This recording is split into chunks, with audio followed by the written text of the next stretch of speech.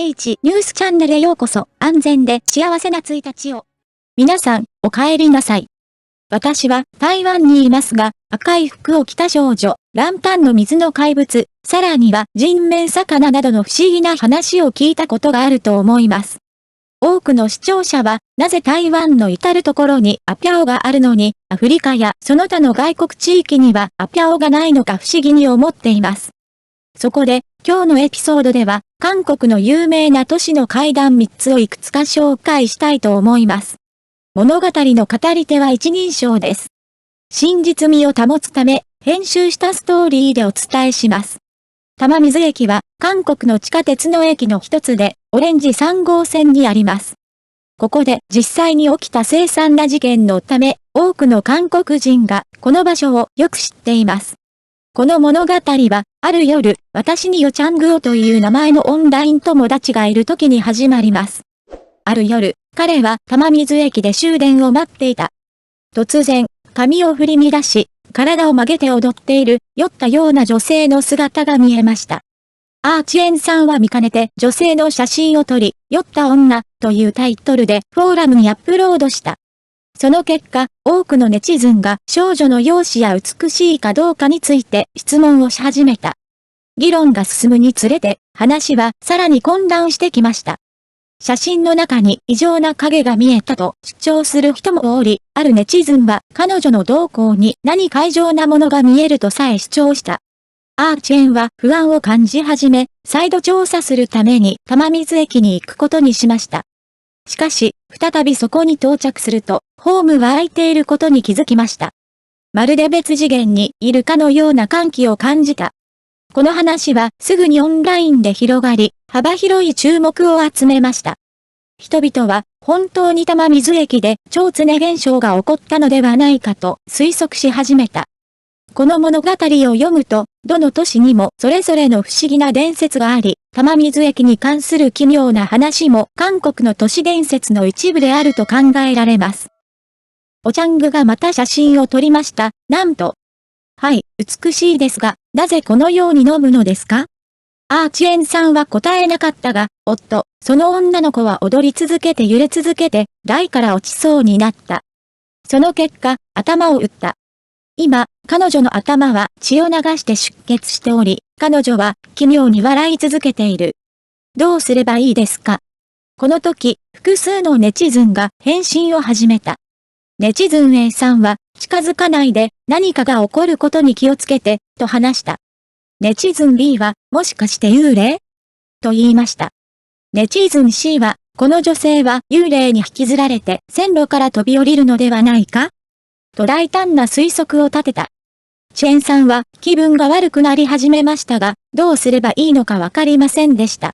その瞬間、女性は忽然と跡形もなく消え去った。おちゃんぐおソングオを言ってしまった、といくつかの単語を入力しました。返事はなかった。翌朝早く、私はアーチェンさんの投稿を見て、プライベートメッセージを送り始めましたが、彼は全く反応しませんでした。この時、ニュースでは、玉水駅で男女が電車内で横たわって死亡。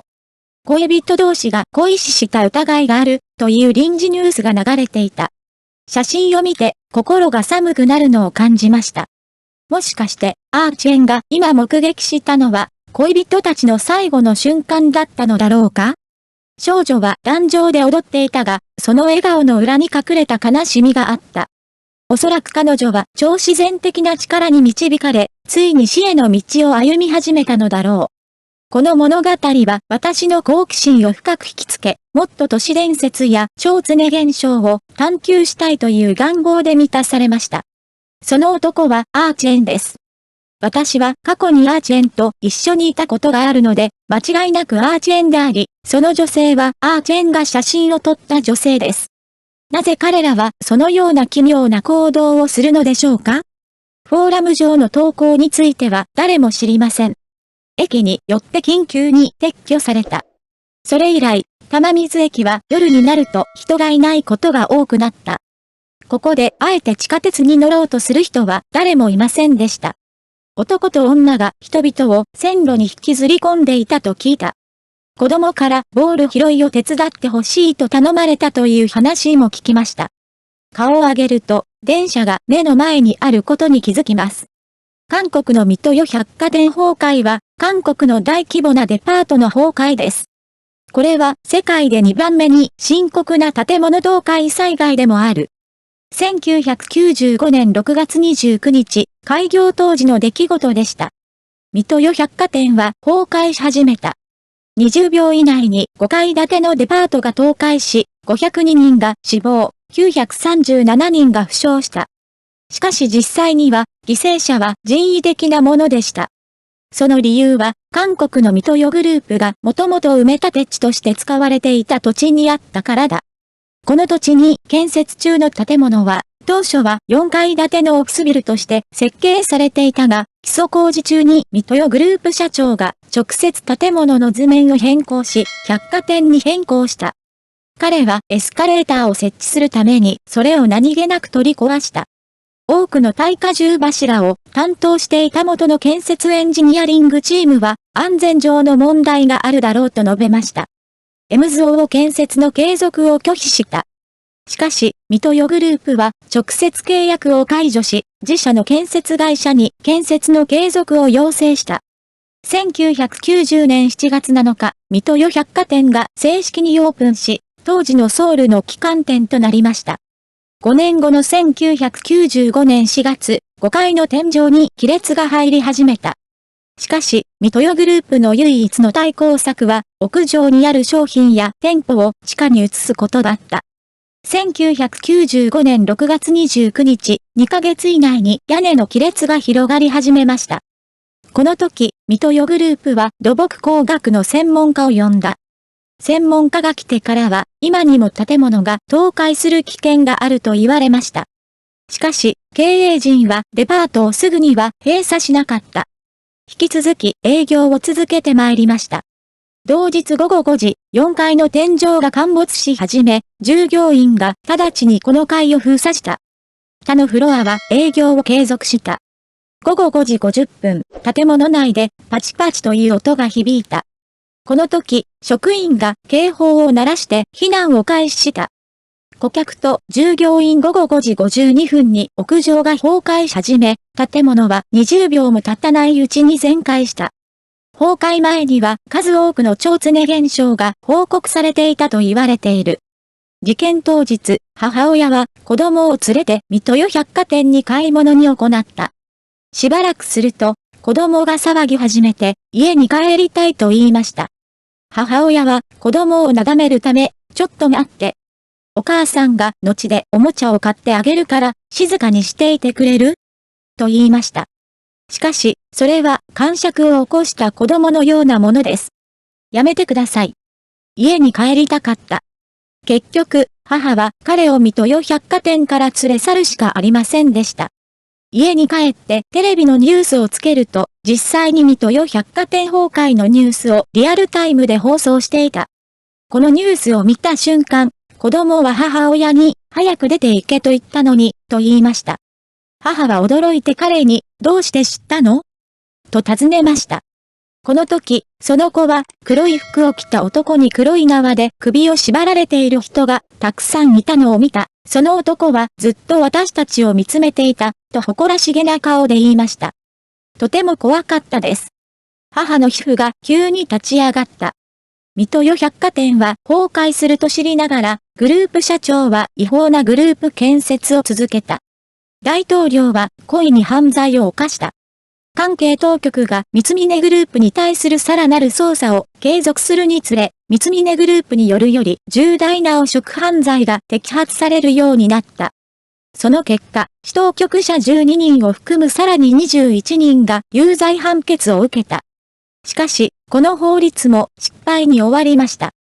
彼は死者に対する正義を求めることを怠った。大統領は当初、懲役10年の判決を受けた。彼は控訴した。控訴後、裁判所は彼の刑期を7年に減刑した。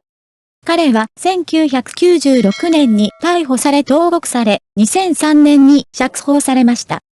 偶然にも、大統領は釈放からわずか数ヶ月後の10月4日に病死しました。のように。隣人に何気なく挨拶するとどうなるでしょうか？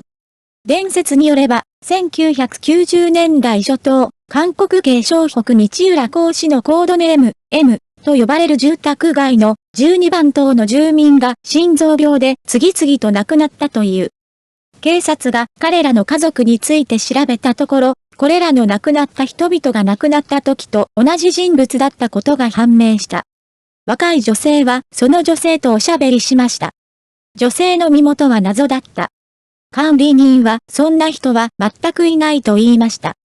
これにより住民全員がパニックに陥り、この地域に女性の幽霊がいると信じました。この事件の後、住宅価格全体は1世帯あたり300万台湾ドルから1世帯1軒まで急落した。150万台湾ドルは全額半額に値引きされたが、誰もその家を買おうとはしなかったため、住民は抗議活動を始め、建築業者に元の価格で建物を撤回するよう裁判所に求めることもあった。しかし、裁判所は建設業者の過失であることを証明する根拠がないと考えたため、請求を拒否した後、住民は抗議手段を使い始めた。最終的に1995年に12番目の建物は閉鎖され、住民に保証金が支払われました。以来、浦高 M ハウス事件は未解決事件となったが、今でも衝撃的な話が飛び交っている。その中の一つにこんな話があります。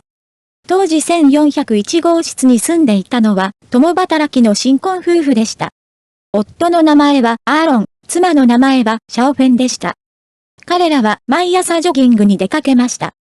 その日、アーロンとシャオフェンは早朝に一緒にジョギングに出かけ、いつものように山に登りました。山の裏手で夫婦はジョギングをしながらおしゃべりをしていた。その瞬間、アーロンは突然立ち止まりました。シャオフェンは10メートル以上走り続け、アーロンがその場で止まっていることに気づきました。彼女は振り向いた、夫、何をしているのですか？と叫びました。すでに？しかしアーロンはそれを無視し、空中で独り言を言った。シャオフェンは少し奇妙に感じ、心の中で考えました。奇妙です。奇妙です。周りには明らかに私たち二人しかいません。誰と話しているのですか？それでシャオフェンが近づいてきてアーロンに尋ねました。何をしているのですか？アーロンはノーと言った。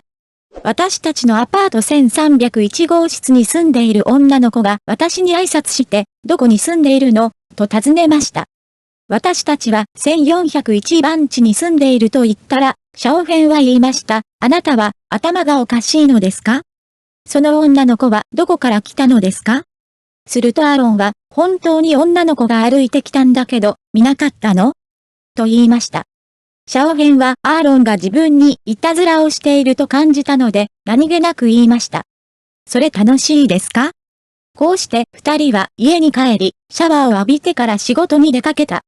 仕事が終わった後、シャオフェンは朝、私が夫に少し厳しいようだと思い、夫を喜ばせるためにアーロンの好きな野菜を買いに野菜市場へ行きました。不安心さんが家に帰ると、ドアがわずかに開いていることに気づきました。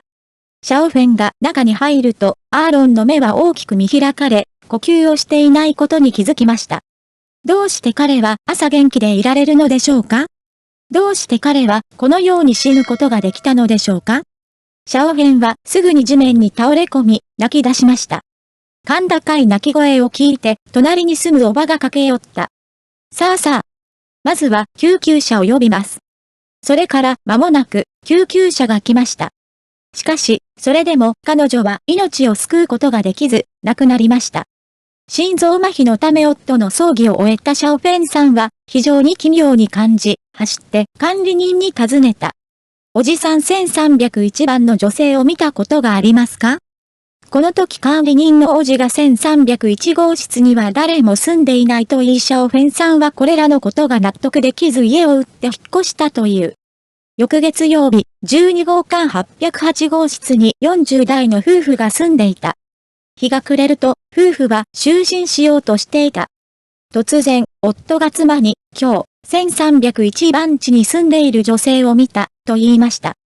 この時、妻は緊張して1401号室に住んでいた男性が1301号室の女性を見た後に亡くなったのです。何をしているのですかと言いました。カジュアルに話せますかこの時、夫は妻を笑いながらこう言いました。しかし妻には全く聞こえませんでした。しばらくすると夫は眠りに落ちたが、妻は一向に眠れなかった。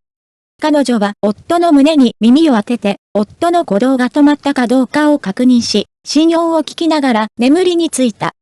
彼女は悪夢を見て突然目が覚めるまでどれくらい時間が経ったのかわかりませんでした。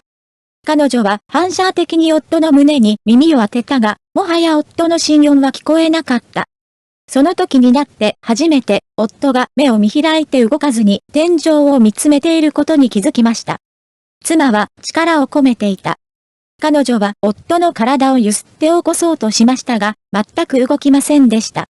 住民たちは二人の奇妙な死について話し合い始めた。12番棟の住人は非常にパニックになり、次々と家を売り始めました。噂のせいで町では多くの人が困っていました。住人の中にはもうアパート M に住む勇気がなくなった人もいます。彼らは泣く泣くアパートを売却するしかなかった。この時、12号館705号室で新たな死亡事故が発生した。もともと705号室には子供のいない老夫婦が住んでいた。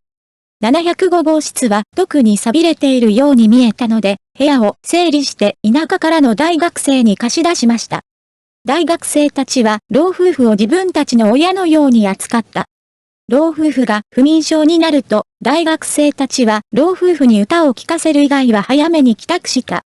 料理も作ってくれて、老夫婦も大学生たちを自分の息子か孫のように可愛がっていました。三人は暇な時はいつも一緒に座っておしゃべりをしていました。12号館で連続して奇妙な事故が起きて以来、老夫婦は友人になった。帰宅が遅くなることが多かった大学生に、最初は知らない女性とは話さないように、と注意したという。最初、その大学生はこれらのことを信じていませんでした。しかし、808号室の男が出て行ってから10日も経たないある日、その大学生は恐怖のあまりパニックになってしまいました。彼は急いで家に帰りました。彼が家に帰ると、その大学生が後を追った。老夫婦は泣きながらこう言いました。たった今1301号室で女の子を見たんだ。私は死ぬの。老夫婦は怖がりながらも、それは全部嘘だと言って大学生を慰めました。怖がらないでください。しかし彼はまだ怖くて眠れませんでした。それを見た老夫婦は学生を自分たちの寝室に入れて一緒に寝させました。すぐに彼らは全員眠りに落ちました。次の日、おばあさんは目を覚ましました。彼女は思わず女子大生を見て、すぐに悲鳴を上げました。大学生はベッドに横たわり、目を見開いたまま天井を見つめ、息も絶えていました。で最後に、13人が建物から出ました。上海はまじないを解くために、12番目の建物の住人全員を移動させ、12番目のアパートを取り壊した。コードネーム M というアパートは今、未解決の謎となっている。そんな12番目のアパートはありますか？これは事実無根なのでしょうか？それとも実際に起きた事件なのでしょうか？また、名前の英語コードは M ですが、M は英語の13番目の文字です。外国では13という数字が不幸の象徴だから避けられるのでしょうか？ 13 は誰もが知っていることです。ブラックフライデーの最後の晩餐に参加した人も13人、建物から出た人も13人でした。以上が今日の韓国の都市怪談です。怪談シリーズは好きですか？今日の話はここまでです。メッセージボックスにはさらに多くのストーリーがあります。下にスクロールして読むことができます。聞きたいトピックがございましたらメッセージを残してお知らせください。次回お会いしましょう。